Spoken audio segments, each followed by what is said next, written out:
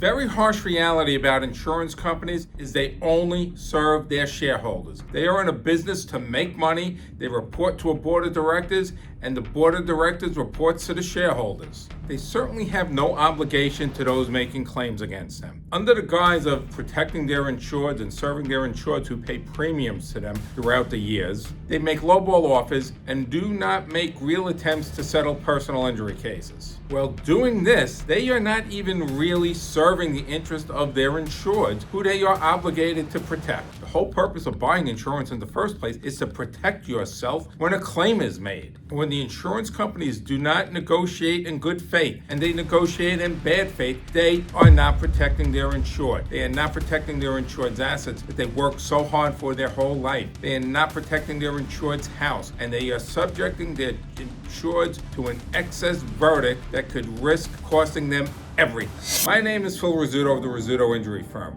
We represent clients who are injured all over Long Island, throughout all 5 boroughs of New York City, Westchester, and beyond. Now in this video, I am going to tell you the 5 questions insurance companies hate to answer in personal injury claims so you can get the heads up and beat them at their own game. Before I get into that, you need to know there are 3 factors in every personal injury case that you need in order to be successful. Number 1 is liability. There needs to be liability or negligence on the part of another. Number 2, there needs to be an injury caused by the other person or the company's neglect. And number 3, there needs to be a deep pocket. Usually that is insurance coverage. Now, negligence is defined as the failure to use reasonable care, the failure to act as a reasonably prudent person would under the circumstances then and there existing at the time of an accident. An injury or damage is something that happens to you as a result of someone else's neglect. It could be a physical injury. It could be a psychological injury. It could be an economic injury. It could be lost time from work. It could be the cost of future medical expenses. It could be the cost of past medical expenses. Injuries and damages are usually broken down into 2 components, past and future. Past is from the date of the accident up until the date of a verdict. Future damage is what is anticipated over a person's life expectancy. For simplicity purposes, I use 80 years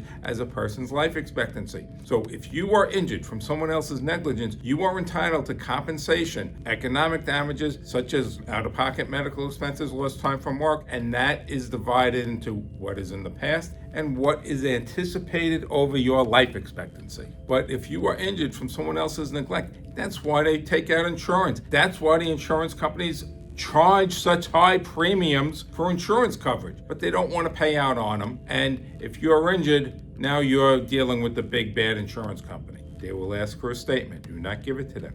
Do not speak to them. Get yourself an attorney. Attorneys work on a contingency fee basis. We don't charge to represent individuals who are injured through someone else's negligence. That's the beautiful thing about it. And that enables people like you to fight the big bad insurance companies. They may also make you a settlement offer saying, oh, we feel bad. We're sorry for the inconvenience. We're going to offer you a few bucks. Don't take it. As tempting as it may be, do not take it. Please do not take it without consulting a lawyer, because you don't know what claims you may be entitled to. In many cases, you have a while in order to bring a claim. So there is no rush to just take the money and say, oh, you know what, I'm going to make a quick buck, because that's not what it's about, and you're letting the insurance companies win. So don't get sucked into the insurance company's magic. Now, before accepting any settlement offer, again, I recommend you hire an attorney, someone who knows what they're doing, someone who deals with the insurance companies. And these are 5 questions that you or your attorney should be asking to insurance companies. Number 1, what are the insurance policy limits? The policy limit is the maximum amount of money the insurance company is required to pay out on behalf of their insured in the event of a claim. This is important on so many levels, because in most instances, the policy limits are the ceiling of your claim. So it is important to know what the maximum amount of recovery is that you could potentially achieve. If you remember, going back to the 3 factors that we spoke about earlier, third one is available insurance company and someone who has the ability to pay. So if somebody has low insurance coverage, low policy limits, that is more exposure to their insured. It also means less potential recovery, regardless of how clear-cut the liability is or how bad your injuries are. The higher the policy limits, the less exposure there is to the insured. And whether they like it or not, the insurance companies do have an obligation to protect their insureds, even over their shareholders, believe it or not. And the higher the policy limits, the bigger the exposure is for the insurance company. Think about that. Less exposure to their insured, but it means potentially the insurance company would have to pay out more money. Now, in New York, there is nothing you can do pre-litigation to compel an insurance company to disclose what their policy limits are. But there's one trick that I've learned and I've used when we don't have the insurance policy information, and that is to make a very high demand, because invariably the insurance adjuster will say, "What are you, crazy? The policy limits are only X." And then I know what the policy limits are, and I will request that they confirm that in writing, and they usually do. But it is so important to know what the policy limits are, so you know what the parameters are and what you're dealing with, what your potential recovery is, what the potential exposure to their insured is, and what the potential exposure to the insurance company is. The second question insurance companies hate to be asked is, what are the facts that support your defenses? Now, insurance adjusters love to tell you or any plaintiff's attorney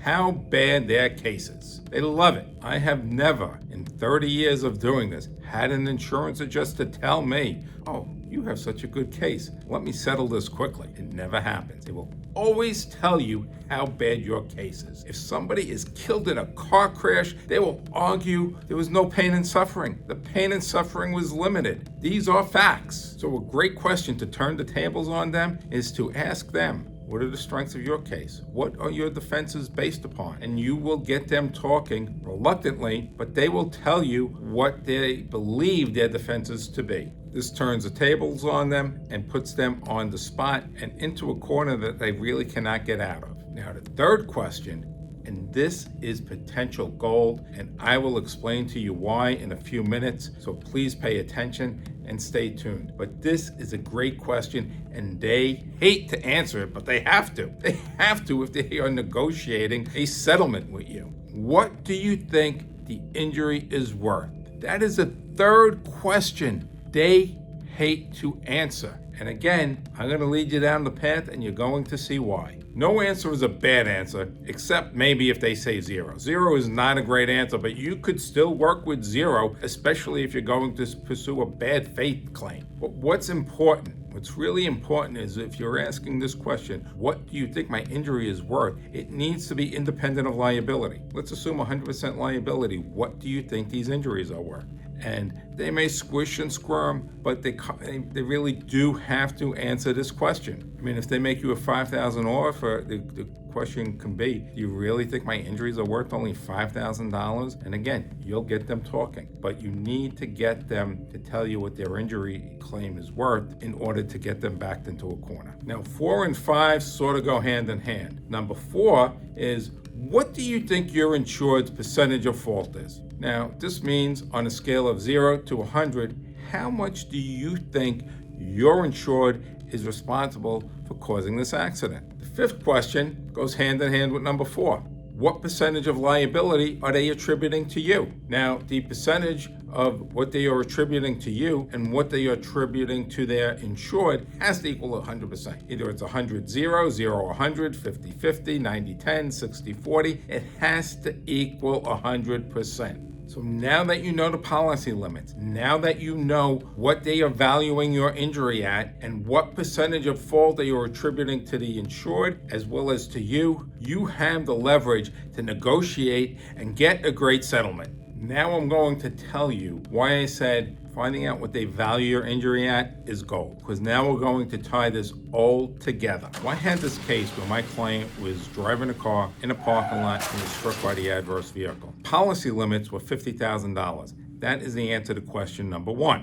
We obtained all the materials. We had got the police report. We had photographs of the accident location. We had photographs of the vehicles. We had medical records. We sent everything into the insurance company for the insurance adjuster to review. After receiving these materials, the insurance adjuster called me boasting at how helpful these photographs were, and that photographs show that our client's version was not true, his insured's version was true, and he was attributing 90% liability to my client. So now he answered question number 2. What are the defenses of your case? He also answered questions 4 and 5 by assigning 90% liability to my client and 10% liability to his client, and the numbers equal 100%. This genius was kind enough to put his offer in writing, together with an explanation as to why he was only offering $9,000. Now I had him, because I sent him a bad faith letter detailing the 7 elements of bad faith. And if you want more information on bad faith claims and insurance companies, check out my video on bad faith claims. And then proceeded to reference the photographs and point out that the front end of his insured's vehicle struck the side of my client's vehicle, and this was consistent with the police report stating that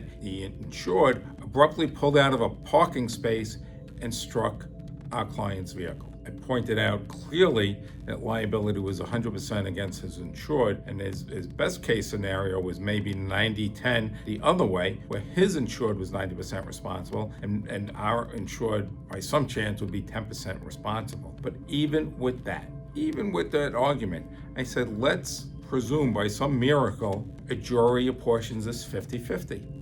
At a 50-50 liability split and a $90,000 evaluation of the injuries, presuming you're correct because I believe the evaluation of the injuries was low, you're at $45,000 on a $50,000 insurance policy. You are clearly putting your own interests above your insured's and negotiating in bad faith based upon your own admission that the injuries are valued at $90,000. There was nothing he can come back with, and they paid the insurance policy limits. Now, this is just one example of how to get insurance companies to answer questions they don't want to, and to give you information that you need but they don't want to provide you, and to how to use it to your advantage. If you or a loved one have been injured as a result of someone else's negligence, ring Rizzuto at 800-666-5555. We can help.